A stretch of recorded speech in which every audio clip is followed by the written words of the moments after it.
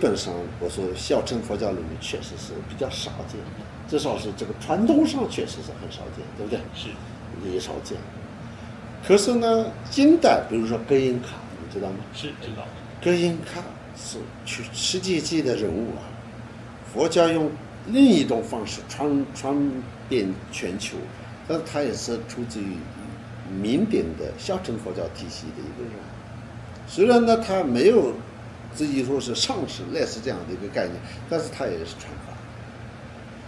OK， 都有，但是还是少。可是大乘呢，不应该说是白衣和红衣来区分这个善知识的差别。是，为什么呢？小乘那个就是很有意思的一个现象呢。这个汉传佛教里面讲的都是最深的法、最高尚的法、最了义的法，但是呢，他经常生活当中讲的他的准则都是好像以小乘为主，知道吗？这个不是不可以，但是呢，你的做法上你觉得这样好 ，OK， 这样更对整个正法有帮助，其实你可以这样做，这是一个方法。但是你的认同上呢，绝对要认同大乘的三教方便，是，对不对？所以呢，我知道六祖慧能有唯一的受记的2个弟子，知道吗？受记，一个是马祖道义，是，另一个是一个叫彭云居士，是，听过吗？经过庞居士。彭居士，这2个知道吗？那一个是出家人，一个是在家人，而且彭云居士这个很特别，他就像一个就是中国版的玉摩诘尊者了。他有在一家人一起好像成佛了，就是那种特别的一个例子。他是在家人，而且他是唯一六祖慧能的这个受记的后人的这个禅宗的后人当中的最了不起的2个人选当中其中一个。那不用说维摩诘经了啊，维摩诘经里面维摩诘尊者的那个问宾啊，那个过程当中，所有的阿罗汉、其他菩萨都，连好像是这个弥勒菩萨都是比不上他了，是除了这个文殊菩萨，没有任何人愿意，或者有勇气跟他一起这种对话，平起平坐的那种。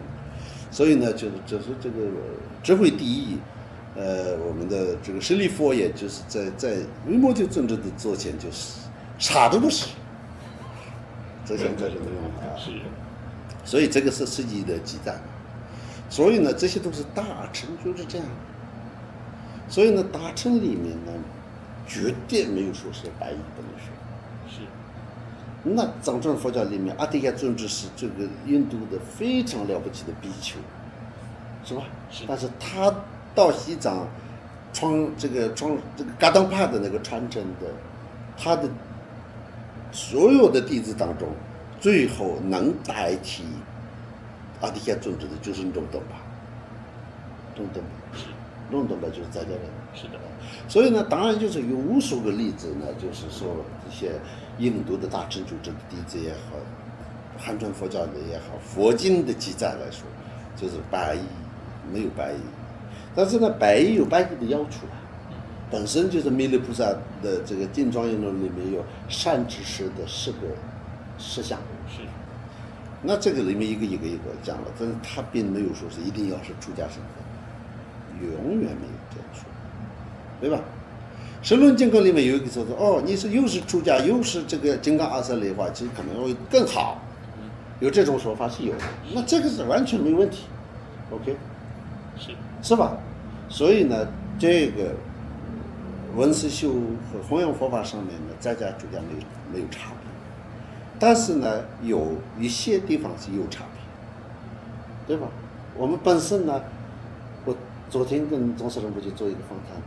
我问，仁波切说，顶果法王经常呢，有没有特别讨厌的，或特别就是喜欢或者这种，就是有点看起来要区别对待的那种时候？他说是基本上没有，但是呢，他听说呢，一个是跟他的上司啊，这个一些行政家策啊，当时的丁国法王的上司有一些三民议之间的有一些情况的话，他会愿意。第二个是他看到比丘和沙弥的时候特别恭敬，所以呢，丁国法王自己本身是出家人，不是出家人，是在家人，对吧？啊，他是在家人的身份，但是呢，在这些三知识的眼里呢，他这两个不是二选一的一个概念，明白吗？是的，各有各的一个功德，各有各的要求，各有各的修行方式，就这么简单。但是不以为是你是自己是出家人 ，OK， 我是唯一的最好，或者我是这个我们所谓的阿爸，一些是 OK， 那我们的好可能是好像更好，我们可能是修大圆满，境界更高，其实都是错的，对吧？